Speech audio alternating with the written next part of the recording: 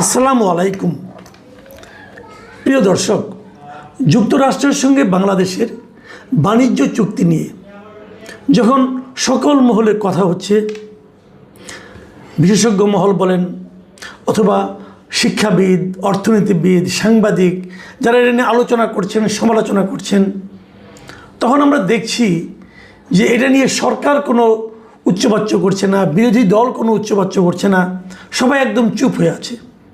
তারা যেন কেউ না একটা ভয় পাচ্ছে অথবা তারা যেন ব্যাপারটাকে মেনে নিয়েছে এবং মানুষ যেটা বলছে, সবাই আমরা যেটা সমালোচনা করছি, এটাকে তারা কোনো প্রতিবাদ না করায় মনে হচ্ছে যেন তারা মনে করছে যে এটা নিয়ে প্রতিবাদ করার কিছু নেই, মানে তাদের কোনো যুক্তি নেই। এটা কিন্তু হতে পারে, কিন্তু তারও যে ভয়াবহ কথা হলো, যখন এই চুক্তি নিয়ে এত আলোচনা, তখন একই সঙ্গে আরও দুটো চুক্তির কথা আমরা কিন্তু শুনতে পাচ্ছি। বলা বাহুল্য দুটোই যুক্তরাষ্ট্রের সঙ্গে, এবং দুটো হলো প্রতিরক্ষা বিষয়ক চুক্তি। এই চুক্তি দুটির নাম যতটুকু আমরা জেনেছি সেটা হলো সামরিক তথ্যের সাধারণ নিরাপত্তা চুক্তি, যেটাকে সংক্ষেপে ইংরেজিতে বলা হচ্ছে GSOMIA। আরেকটা হলো অধিগ্রহণ এবং পারস্পরিক সেবা চুক্তি, যেটাতে অ্যাব্রিভিয়েশন বলা হচ্ছে যে ACSA। এবং এই দুটো চুক্তি স্বাক্ষরের একদম শেষ পর্যায়ে আছে বলে আমরা জানতে পেরেছি। গত কয়েকদিন আগে থেকে সোশ্যাল মিডিয়া এটা নিয়ে কেউ লেখালেখি করছিল, তো আমিও তেমন কোনো তথ্য প্রমাণ পাচ্ছিলাম না বলে কিছু বলতেও পারছিলাম না। কিন্তু আজকে আমি একটা দেখলাম যে মেরিটাইম ইনসাইট নামক একটা আন্তর্জাতিক মিডিয়া, তারাও এই চুক্তির কথা বলেছে, এবং তারা যে নিউজটা করেছে সেই নিউজের শিরোনামটা আপনারা দেখুন। শিরোনামে বলা হচ্ছে US plans two deploy warship in Bangladesh closer to India and China. মানে এই চুক্তিটা হলে পর কী প্রতিক্রিয়া হতে পারে, কী ঝামেলায় আমরা পড়তে পারি, সে সম্পর্কেও একটা ইঙ্গিত কিন্তু এই নিউজের মধ্যে দেওয়া আছে, যে চীন এবং ভারত এটাকে সহজভাবে নাও নিতে পারে। এখন প্রশ্ন হলো, চুক্তিতে কি আছে? আমরা চুক্তি বিষয়টা যদি বোঝার চেষ্টা করি, এই চুক্তিতে যে কথাটা বেসিক্যালি বলা হয়েছে, অনেক কথার ফাঁক দিয়ে যেটা বলা হয়েছে, যে মার্কিন যুদ্ধজাহাজ এবং সামরিক বিমান এগুলো বাংলাদেশের বন্দর এবং বিমান ঘাঁটিগুলো জ্বালানি সংগ্রহ, রক্ষণাবেক্ষণ এবং লজিস্টিক সহায়তার জন্য ব্যবহার করতে পারবে। মানে আমাদের নৌবন্দর, আমাদের বিমানবন্দর যুক্তরাষ্ট্র তাদের প্রয়োজন অনুযায়ী ব্যবহার করতে পারবে। এখন তারা ব্যবহার করে কি করবে? দেখুন, এইগুলি কিন্তু খুব একটা বেসিক পয়েন্ট। আমাদের নৌবন্দর কোনগুলো? চট্টগ্রাম বন্দর বলেন, পায়রা বন্দর বলেন, পটুয়াখালী নৌঘাটি, হ্যাঁ, এবং কক্সবাজারের BNS পেকুয়া যে সাবমেরিন ঘাঁটি আছে, তারা কিন্তু এটাও ব্যবহার করতে পারবে। এখন যদি ব্যবহার করতে পারে, সেই বিষয়টাকে ভারত এবং চীন কিভাবে নেবে? তারা কি খুশি হবে? এই বন্দরগুলো যদি ধরা যাক, কথার কথা, আমরা যদি ভারতকে ব্যবহার করতে দিতাম, এখন আলাপ বাদ দেন, ধরা যাক শেখ হাসিনারা বলে, তখন যদি বাংলাদেশ এই ঘাঁটিগুলো ইন্ডিয়াকে ব্যবহার করতে দিত, সারা দেশে কী হতো বলুন তো? একটু তুলকালাম কাণ্ড হয়ে যেত। তারা বলতো দেশ বিক্রি করে দিচ্ছে, আমরা গোলামিতে ঢুকে যাচ্ছি, গোলামি চুক্তির মধ্যে ঢুকে যাচ্ছি, আমরা অন্য দেশের করদ রাজ্যে পরিণত হচ্ছি বলতো। কিন্তু কারা বলতো? সেই চেহারাগুলো আপনারা জানেন। সেই লোকগুলো এখন কি করছে? সেই লোকগুলো কেউ কি প্রতিবাদ করেছে? কেউ কি একটা শব্দ উচ্চারণ করেছে? তাহলে যে গোলামি হয়নি সেটা নিয়ে তাদের চিৎকার চেঁচামেচি আমরা দেখেছি, কিন্তু যে গোলামি হয়ে যাচ্ছে, চুক্তির নাম টাম সবই ঠিক হয়ে গেছে, কী হবে তাও আমরা ইন্টারন্যাশনাল মিডিয়াগুলোতে এগুলো নিয়ে লেখালেখি চলছে, সেগুলো নিয়ে আমাদের মিডিয়াও চুপ, এবং আমাদের ওই দেশপ্রেমিক লোক যারা গোলামির কথা শুনলে পরে যাদের গায়ের রক্ত টকবক করে ফুলতে থাকে, সেই লোকগুলি এখন হিম শীতল রক্ত নিয়ে চুপচাপ বিচরণ করছেন হাসি মুখে। কেন হচ্ছে এটা? কেন করতে দিচ্ছি আমরা? কেবল এটাই না, এরপরে কিন্তু অন্য সামরিক স্থাপনাও কিন্তু আমাদেরকে ব্যবহার করার জন্য দিতে হবে মার্কিন যুক্তরাষ্ট্রকে। আপনাদের মনে আছে কিছুদিন আগে অন্তর্বর্তীকালীন সময়, সরকারের সময় কক্সবাজারের এখানে মার্কিন সেনাবাহিনী তাদের মহড়া করার জন্য এসেছিল। তখন আমরা অনেকে প্রতিবাদ করেছিলাম যে এটা কেন করতে হচ্ছে। তখন সারা মানে ওই গভর্নমেন্ট নানাভাবে ব্যাখ্যা করেছিল যে এটাকে রুটিন ওয়ার্ক, হ্যান ওয়ার্ক, ত্যান ওয়ার্ক, নানা কিছু।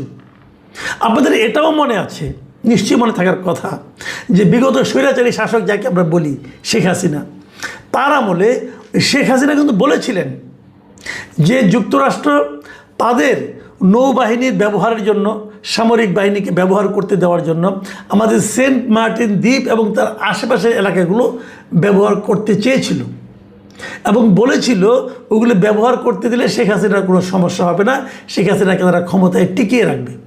এই সমস্ত কথা শেখ হাসিনা বলেছিল, আমরা বিশ্বাস করিনি। আমরা বলেছি শেখ হাসিনা এমনি আমাদের একটা জুজুর ভয় দেখাচ্ছে। কিন্তু এখন আমরা কি দেখছি, শেখ হাসিনা বলছিল এগুলো যদি আমি ব্যবহার করতে না দিই তাহলে আমাকে হয়তো সরে যেতে হতে পারে। এখন আমরা কি দেখছি, শেখ হাসিনাকে সরে যেতে হয়েছে, শেখ হাসিনা দেশ ছেড়ে চলে গেছে। এটার পেছনে অন্য কারণও আছে, আমি অবশ্যই বলবো।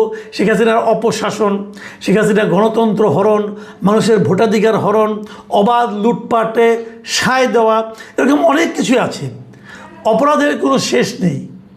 কিন্তু তারপরও যখন এই কথাটা মিলে যায় তখন কিন্তু অনেকে বলবেন যে এই যুক্তরাষ্ট্রের একটা ভূমিকা আছে শেখ হাসিনাকে সরিয়ে দেওয়ার ক্ষেত্রে।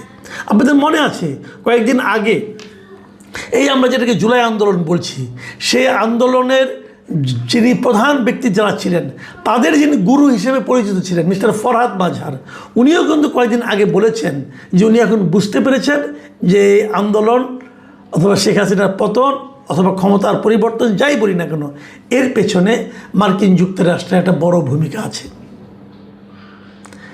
মার্কিন যুক্তরাষ্ট্রের ইন্টারেস্টে কোথায়, সেগুলো আমরা ধীরে ধীরে টের পাচ্ছি।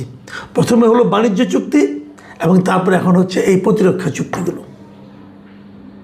তাহলে তো সেই একই কথা হলো, শেখ হাসিনাকে আমরা মানে দেশ থেকে তাড়িয়ে দিলাম, শেখ হাসিনাকে আমরা বললাম এগুলি করেছে, আমরা বললাম শেখ হাসিনা জুজুর ভয় দেখাচ্ছে, কিন্তু এখন দেখা যাচ্ছে সেগুলোই তো বাস্তবায়িত হচ্ছে। আচ্ছা, আমরা হাইপোথেটিক্যালি ধরি যদি এই ঘটনাগুলি ঘটে যায় আমাদের কি হবে? ভাবুন তো, যুক্তরাষ্ট্র এখানে কেন এই ঘাঁটিগুলি করতে যাচ্ছে? ঘাঁটি মানে তাদের অবস্থান নিতে যাচ্ছে কেন?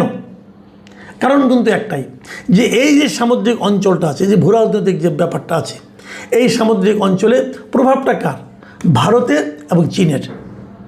ভারত এবং চীনের এই প্রভাব যেটা বিস্তার করে আছে, এর বিপরীতে যুক্তরাষ্ট্র তার প্রভাব এখানে খাটাতে যাচ্ছে। তারা যদি সেখানে খাটাতে চায়, সেটাকে কি চীন এবং ভারত সহজভাবে নেবে? ভাবুন, আপনারা ভাবুন, নেবে? নেওয়ার কোনো কারণ আছে? চীনের সঙ্গে যুক্তরাষ্ট্রের কী সম্পর্ক, এটা তো আমরা কদিন আগেই দেখলাম। যুক্তরাষ্ট্র তার দলবল নিয়ে, ট্রাম্প তার দলবল নিয়ে, এলন মাস্ক সবাইকে নিয়ে, যত ব্যবসায়িক টাইকুন আছে সবাইকে নিয়ে চীনে এসেছিলেন। চীনের প্রেসিডেন্টের সঙ্গে দেখা করেছেন, আলোচনা করেছেন, তারপর বিফল মনোরথ হয়ে ফেরত গেছেন। তারা চীন থেকে কিছুই পাননি। চীন বুঝিয়ে দিয়েছে যে যুক্তরাষ্ট্রের সঙ্গে চোখে চোখ রেখে কথা বলার সামর্থ্য তারা অর্জন করেছে। এখন যদি আমাদের এই সমুদ্র অঞ্চলে যদি যুক্তরাষ্ট্র তার প্রভাব বিস্তার করতে আসে, যদি আমাদের বিমান ঘাঁটিগুলো তাদের সামরিক বিমান ব্যবহার করার সুযোগ পায়, যেটা চীনও পায় না এবং ইন্ডিয়াও পায় না, তো তারা কি এটা সহজভাবে নেবে? নেবে না। না নিলে কী হবে? যুক্তরাষ্ট্র এবং চীন মুখোমুখি হবে। কোথায় মুখোমুখি হবে? আমাদের সমুদ্র এলাকায় মুখোমুখি হবে। মানে আমরা হব চীন এবং যুক্তরাষ্ট্রের যে বিরোধ, সেই বিরোধের ক্ষেত্র। মানে আমরা আমাদের জমি দেব, যে তোমরা আমাদের জমিতে বসে যুদ্ধ করো। তখন সেই জমিটার কী অবস্থা হবে? তা আমরা কেন দুইটা পরাশক্তির যুদ্ধের মাঝখানে নিজেদেরকে স্যান্ডউইচ বানানোর জন্য এত আগ্রহ দেখাচ্ছি? এটা কি আমাদের স্বার্থে নাকি যুক্তরাষ্ট্রের স্বার্থে? আমাদের সরকারের মধ্যে কি কেউ কেউ আছেন যারা যুক্তরাষ্ট্রের স্বার্থ রক্ষার জন্য উদ্গ্রীব হয়ে আছেন? তারা কারা? তাদেরকে আমরা চিনি? আপনি চিনেন? আমার তো মনে হয় সবাই চিনে। সেই জায়গাতে আমরা বেরোবো কীভাবে? এবং সবচেয়ে দুর্ভাগ্য যে কথাটা, যেটা আমি বারবার বলে আসছি, যে এই ঘটনা ঘটাচ্ছে, হয়তো এমন হতে পারে আমাদের সরকার একটা চাপের মধ্যে আছে, আমাদের সরকার ভয় পাচ্ছে, কিন্তু আমাদের সরকারকে সে ভয় থেকে বের হওয়ার জন্য আমাদের বিরোধী দল বলেন, তারা কি করছে? তারা কি কোনো ভূমিকা রাখছে? তারা যদি জনগণকে সঙ্গে নিয়ে এই বিষয়গুলো প্রতিবাদ করত, তাহলে হয়তো আমাদের সরকার বলার সুযোগ পেত যে আমার দেশের জনগণ এগুলো চায় না, কাজে এটা আমরা করব না। কিন্তু সেই সুযোগটা কি সরকার পাচ্ছে অথবা নিচ্ছে? সরকার নিজেও বলতে পারতো যে আমাদের দেশের জনগণ এগুলো চায় না, সরকার জনগণের কাছে পুরো বিষয়টা ওপেন করে দিতে পারতো, কিন্তু সেগুলো কোনো কিছুই আমরা দেখতে পাচ্ছি না। আমরা বুঝতে পারছি না দেশ আসলে কোন দিকে যাচ্ছে, দেশ আসলে